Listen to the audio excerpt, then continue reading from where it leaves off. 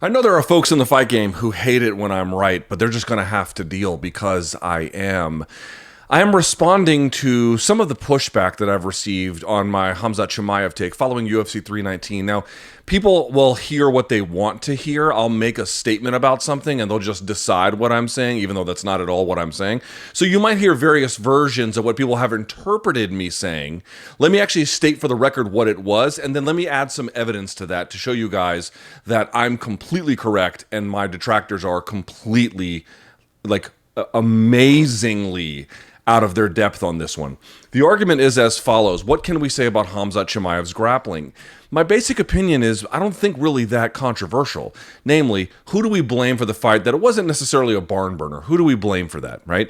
And the answer is you have to majority blame DDP. Dricus du Plessis simply did not have the skills required to deal with the threat he had that night. Not only did he not have the skills to deal with it, he didn't even have the skills to begin an attack. And to the extent that he even had attacks, like, for example, in the fifth round, it was largely due to the referee stand-ups, which we're going to get to. But the point is, he didn't really manufacture a lot of offense, hardly at all on his own. That's really the problem. Multiple rounds where he had single-digit strikes. So the majority of the blame goes on him. And I don't really think anyone disagrees with that, but this is where the problems began. After that, there are people in the fight game, fighters and media alike, that want you to believe that the only possible interpretation of what Khamzat Chimaev did in the grappling department is that we have to exalt it, is that we can only say it was amazing, and anything short of that is some kind of blasphemy, to which I say, not only is that not correct, and that my opinion may, in many ways, you may not like. And in fact, I know that I am annoying to a pretty decent subset of fans within the fight game. But the problem is that my opinion on this has the distinct quality of being unimpeachably correct. What I have tried to argue, and correctly, I have done it, is that if you just look at the way Khamzat Chimaev pursued this fight, and there might be something in the background to evidence some of these claims, what you'll notice is that he maintains strict chest to chest and strict chest to back connection. And when I say chest, I don't mean stomach to back. I mean chest, where his head is also coming forward to close the loop so he can't be framed either from a takedown itself or some other variety of spin move that you saw DDP try. There was a closure there.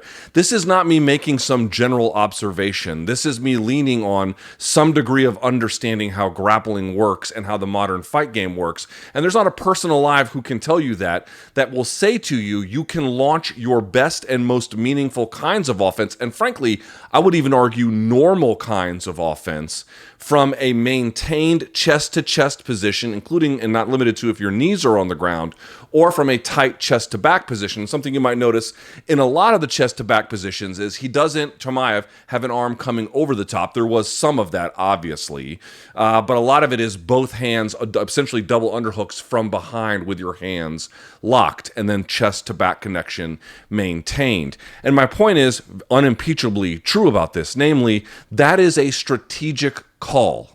We know it's a strategic call because in part, Arman Tsarukyan revealed that after the fight, that after the third round, Chimaev came back and was like, all right, can I open up and start striking with the guy now? They're like, no, just take him down and hold him.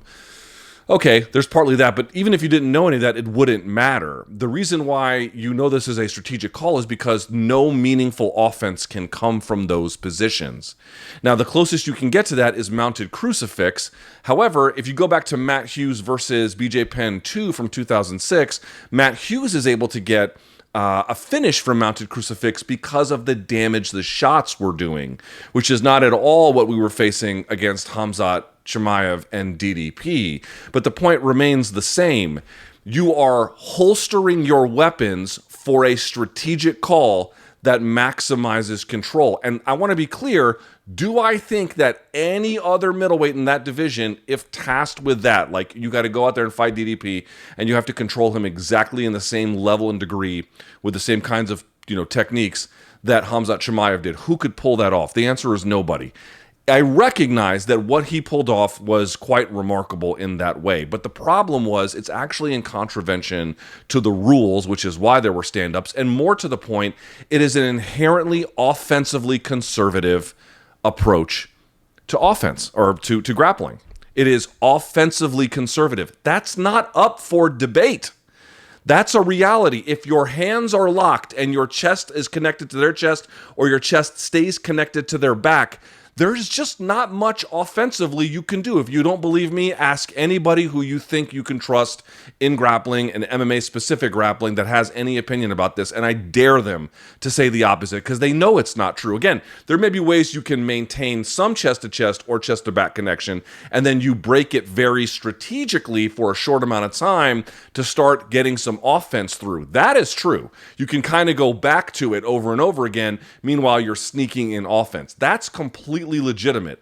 But the outright maintenance of those positions over the course of time, they do not enable you to have the requisite kind of offense that you need to meaningfully advance an attack. They don't. They are ends in themselves. The benefit of the control is the control. The benefit of the control is not the damage.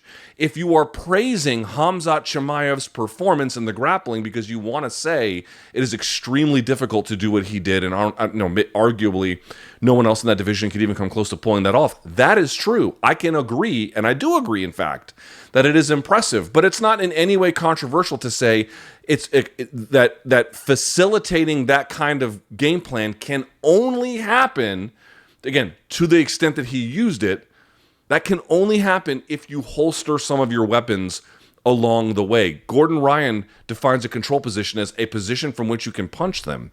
Why? Because you have maintained some level of control that now you have the balance, the stability, and again, some method of limiting their movement in order to be able to land a punch on them.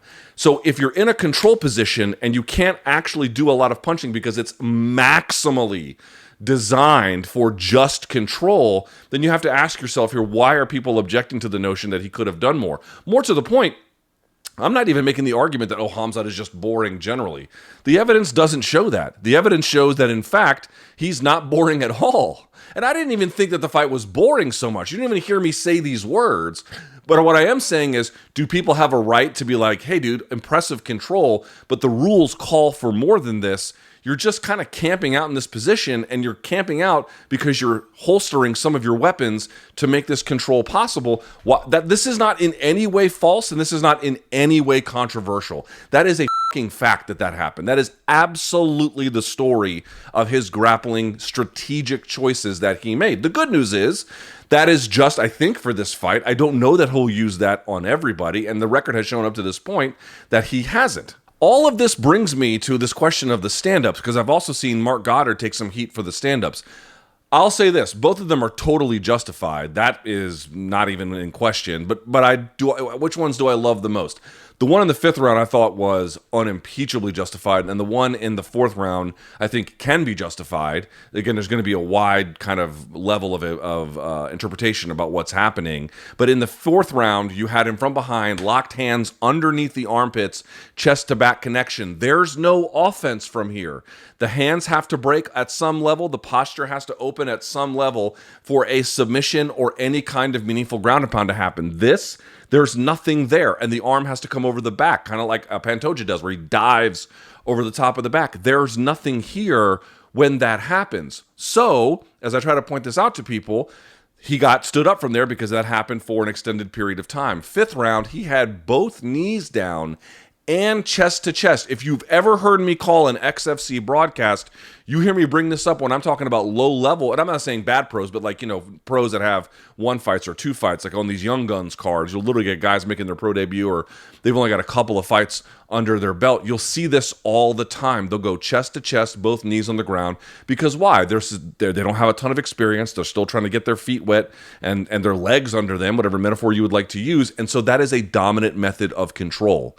But the problem with it is you cannot pass on your knees, really in grappling at all, but especially you cannot do it in MMA. You have to create some level of knees coming off the floor, and in particular, standing passing is going to be a much higher percentage than on the knees, even 1 knee up or whatever. It's just going to be much higher. And if you're chest to chest, there's simply no meaningful ground and pound. And the two together, while DDP has open guard, is unacceptable. But don't take my word for it. Let's hear from Eric McGracken, who is an attorney in Canada who specializes in, he has a blog called, a website called Combat Sports Law. That's what he focuses on, the laws, the bylaws that govern how combat sports works. He actually had something to say about it. Let's hear what he had to say. When can a referee stand up or separate fighters in MMA when they think they're stalling? So after this last weekend's fights, there's a lot of misinformation on the internet about this. I just want to clear this up because the unified rules, the current 2025 unified rules, make it very clear. So let's just go straight to the source. The rules say the referee shall either stand up or break the fighters when neither fighter is able to or fails to demonstrate real, significant, and or sustained effort to advance towards finishing the fight by any method. Simply maintaining what may be perceived as a superior position will not be considered effort to advance towards finishing the fight, nor grounds for a guaranteed opportunity to maintain that position. So this is pretty black and white. Just because you're in a better position on the ground, top side control, top half guard, mount, you're not guaranteed to stay there. You have to try to finish the fight.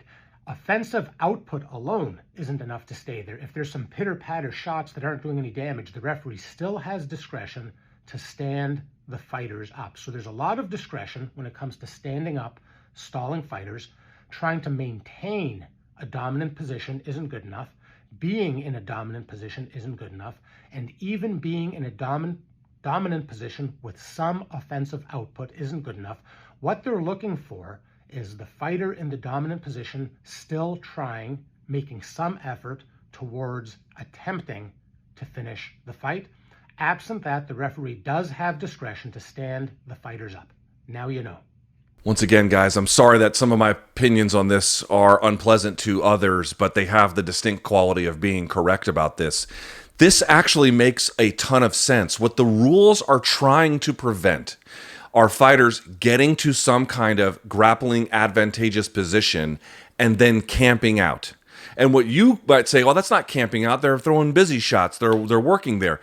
That's not meaningfully advancing the fight. Locking your hands and kneeing their thigh, if it doesn't get them to move or doesn't get them to change position or doesn't really do a whole lot, it doesn't have any kind of real objective reality that we can observe having an effect, it's not doing anything. And pitter-patter shots from a mechanically disadvantageous position, chest to chest, for example, we know that there's just not meaningful ground and pound to the ribs there. We know that. We know that you can't actually advance the fight from those positions. So the argument that the rules are essentially making is it doesn't matter if you have guard, half guard, side control, mount, back mount, or even mounted crucifix.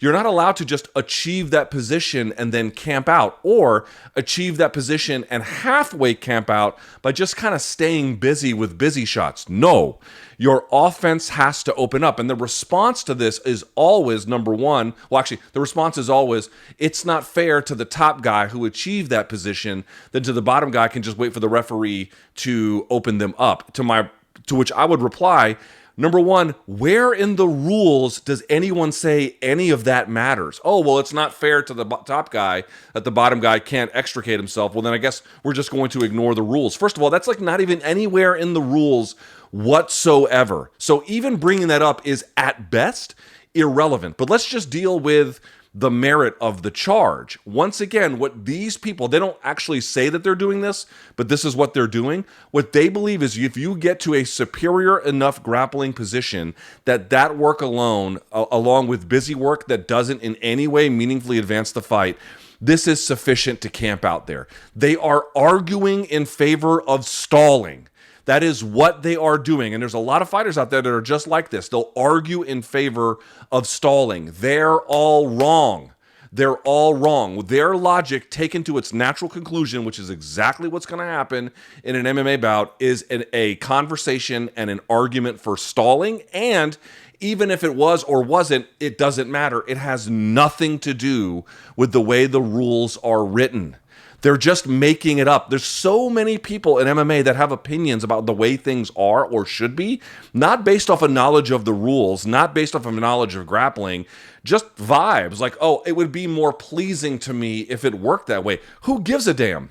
Who gives a damn if the vibes tell you it should go one way or the other, or intuitively it makes more sense to me for it to go this way? How you intuit any of this is irrelevant. What do the rules say?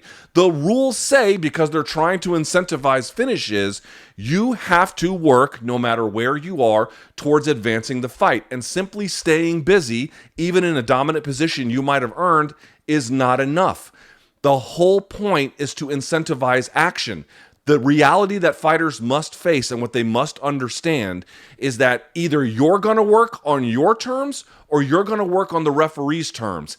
Either way, you're going to work. Either way. So decide what that's going to be. And yes, they will say this is riskier to me. This will bring more harm. That's right. You're going to have to open up a little bit more to get an attack, to find an attack. That is inherently riskier. That's not my problem. I'm not the one who signed up for this. That's the job, as the rules indicate, for those who compete. I'm not making the rules. I don't make these. I'm observing what they are. It's their job to observe the rules. Or, if they don't like the rules, then talk to the ABC committees, the various committees they're in, and the body itself, and try to get the rules changed. But as they are, this is what they do, and this is what they incentivize, and the logic is actually quite understandable. Once again, I'm sorry to say there's a bunch of donks out there just spouting nonsense about something they haven't taken 5 seconds to look at what the actual rules say and why. Chimaev is an amazing talent. He's a deserving champion. I have very little concern that he's going to be boring the rest of his career, or that this is something that is, some kind of plague we have to worry about. I don't think any of that is true, and it's never been my argument. And yes, DDP is, by a huge margin, the guy you have to blame. But anybody telling you that the only possible interpretation of what Khamzat did from an overall perspective, that you can only exalt it, you can only praise it, like the only way you could ever receive this information and observe it is to then heap praise on it in the most absurd of ways. You don't have to listen to these people. I don't care what rank they hold in the sport. They're fucking wrong. They're wrong. We do have to give him credit for the outrageous level of control that he was able to exert. There's simply no question. Unlike maybe anyone else I've ever seen do it, to be perfectly honest with you. It is that good. And I don't deny that it's that good.